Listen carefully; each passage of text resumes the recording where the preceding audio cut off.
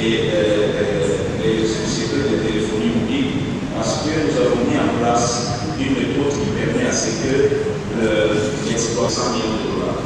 C'est de l'argent qui sera géré avec la communauté pour les projets à impact social. De permettre à ce que les caseurs vivent de leur travail.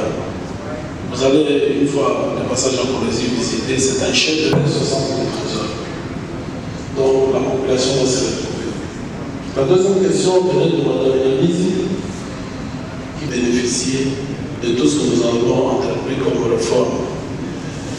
Il y a aussi, concernant les entreprises, contrats pratiquement entre les autochtones, les communautés locales et les entreprises minières, qui permet pratiquement de respecter le... Il y a aussi quelques voies de sortie, dont l'article 30 alinéa 2 du Code. La rémunération du poste, c'est comme ça que nous pensons et jubiler la crise. Le système que nous mettons en place, nous avons parlé déjà de la diligence. Nous avons voulu faire ressortir la valorisation du cobalt.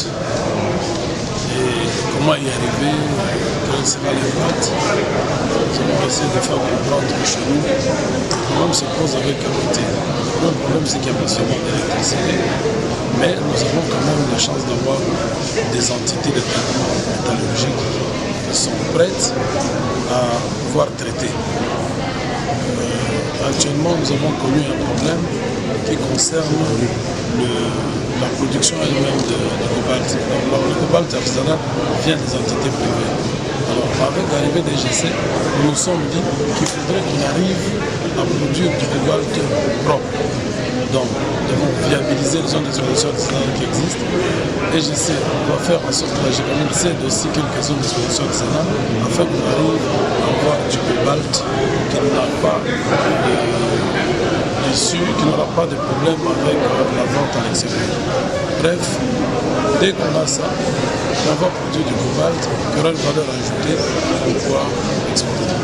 Excellent, c'est le problème. C'est ça même le but de la construction de centres de négoce. C'est pour qu'il y ait une traçabilité. En amont, quand on va, on devra savoir d'où vient ce produit, d'où il va aller et qu'est-ce que la province va gagner. Mais bon, juste là, d'une manière formelle, il y a aucune entreprise qui a déjà renoncé, mais qui tolère quand même. Je n'ai pas sur les questions auxquelles l'on traite de réponse. Merci beaucoup, madame. Je vais essayer d'être bref. Je commence par la question. Merci beaucoup. En quelques lignes, nous pouvons dire qu'il est très important pour la RDC de s'assurer qu'il y ait une chaîne d'approvisionnement responsable du cobalt d'origine artisanale.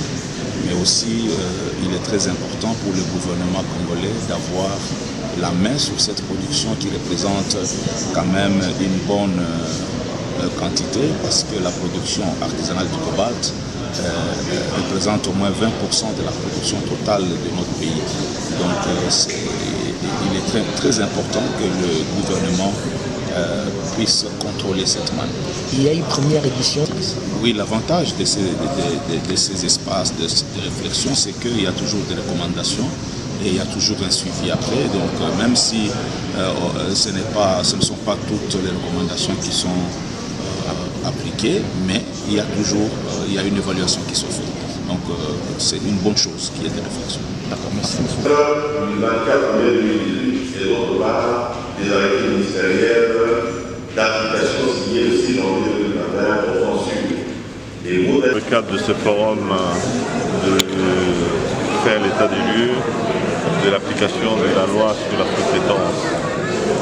Cette loi, le numéro 17 par 001 du 8 février 2017, dit en substance que les activités de sous-traitance doivent être exclusivement réservées aux entreprises à capitaux congolais, c'est-à-dire aux entreprises dont la majorité du capital, c'est-à-dire un minimum de 51%, est détenu par les Congolais, personnes physiques ou personnes morales. Et le contexte dans lequel cette loi a été prise, c'était que les grandes entreprises qui investissaient dans l'activité principale menaient en même temps l'activité principale et les activités secondaires, les activités de sous-traitance. Et que les entreprises à capitaux congolais n'avaient pas le poids nécessaire pour pouvoir se battre avec les entreprises créées par les investisseurs étrangers qui concouraient avec elles sur ce marché de la sous-traitance. Pour les aider à y accéder, car elles ne pouvaient pas y accéder autrement, le législateur a pris donc cette loi qui crée une sorte de discrimination positive pour permettre aux entreprises à capitaux congolais d'accéder à ces marchés, de se faire la main, donc d'acquérir l'expérience, l'expertise, d'augmenter leur chiffre d'affaires, donc de grandir leur surface financière et de créer des emplois, de réinvestir encore dans l'économie nationale pour créer la fameuse classe moyenne que prône le chef de l'État. Voyez-vous que la classe moyenne pourrait comment être possible dans le domaine minier ou bien dans le domaine aussi où vous pouvez aussi aider cette population à accéder dans la classe moyenne? C'est une très bonne question. La loi sur la sous-traitance couvre tous les secteurs. Le secteur minier, le secteur des infrastructures, du bâtiment, le secteur des télécommunications, des hydrocarbures, des services. C'est tous les secteurs qui sont concernés par la sous-traitance. On a commencé avec le secteur minier, peut-être parce qu'il est plus structuré, et on l'a utilisé comme secteur pilote, et dès qu'on a maîtrisé, on a commencé à dupliquer les actions qu'on a menées là-bas dans d'autres secteurs. On voit les Chinois qui ont investi c'est bon. et qui commencent à investir même les Congolais dans de petites choses. C'est vrai, mais là, vous savez, nous agissons dans le limite des prérogatives que nous accordent les textes légaux. La question que vous soulevez relève d'une autre structure ou d'un autre ministère. Mais c'est une préoccupation réelle et qu'il faut mettre de l'ordre là-bas. On doit pouvoir respecter le personnel qu'on utilise. La est faite sur nos minéraux. La valorisation et la transformation des ressources minérales en République démocratique du Congo, portée, défis et perspectives,